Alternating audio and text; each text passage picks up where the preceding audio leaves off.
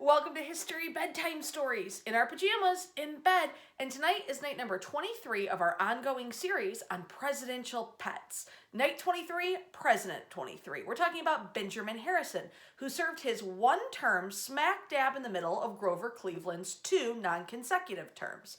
Benjamin Harrison is actually the grandson of William Henry Harrison, who was the 9th president of the United States. And speaking of grandsons and grandfathers, Harrison, when he becomes president, moves his adult children and grandchildren into the White House with him. For all of his legislative ideals and all of his political standing, Harrison was a family man. He said he liked a home to feel rambunctious and full of life. And those of you with grandchildren can attest, nothing brightens up a home quite like grandchildren everywhere.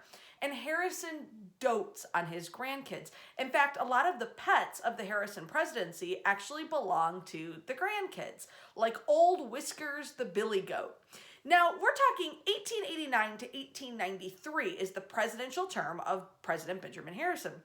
This is a time in American history where billy goats that pulled carts, especially carts and sleighs containing children, super normal. I know in 2021 we're like, that isn't normal, that's weird. It's weird to have a billy goat. But in the 1880s, 1890s here in Detroit, we actually had billy goats pulling cigar carts up and down different streets in front of different gentlemen's clubs all over the city. So the idea that the president would have a goat at the White House to sort of take care of and play with his grandchildren, super normal, even though it feels really weird going on 100 years later. But Old Whiskers the billy goat was, well, agitated, annoyed, frustrated with constantly being roped into this cart to pull around the Harrison grandchildren. And one day, out on the White House front lawn, he's pulling the president's grandson when all of a sudden he got one poke too many and like a shot, he takes off.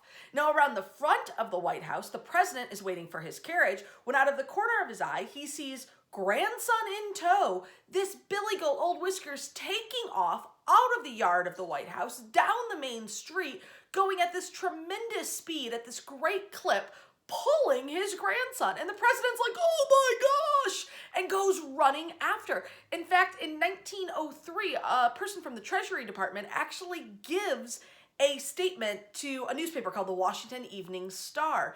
And they published this account, which would have happened about 10 years before, saying that the president's like holding his hat in one hand, running along as fast as he can to try to catch up to this goat, and through a great effort and this wonderful sprint, manages to grab the bridle of the goat, secure the neck of his grandson with the other hand, and keep both safe.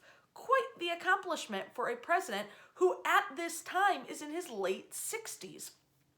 But Old Whiskers the billy goat was not the only family animal. There were a whole bunch of dogs. The favorite, it must be said, was a collie named Dash that could often be seen at the president's side. But my favorite presidential pets from Benjamin Harrison's presidency have to be Mr. Reciprocity and Mr. Protection.